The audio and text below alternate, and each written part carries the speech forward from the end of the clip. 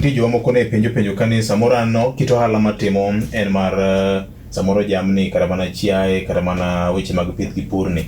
Mawa samoro wang'eyo ni mondo yud mwandu gi kawo thuolo ma bet ogwaro. Gin gidhi konyore nade? Ng'ama timo ohand jamni ma dhiang' achiel kende hao siling 50,000. Pesa asla fanda okala 50,000. Mano kategori mionge. Ine kategori mopogore. Rit mari dhi bira pani nitie magi chako. Ker no wacho ni juma manyien nitiere cabinet meeting gidhi kadhe startup fund. Mano dhi ng'iyo kategori mamoko. Nitiere kar micro ka ma bende ng'ato dwaro milion 10. Mano dhi biro mopogore. So mane kama biro donje. Band dhiang' kichimo mano ng'ama wuotho gi 400,500 saa ka saa. Ok inya pime gi 50,000 oingo kan. Mano chia. Erokamano.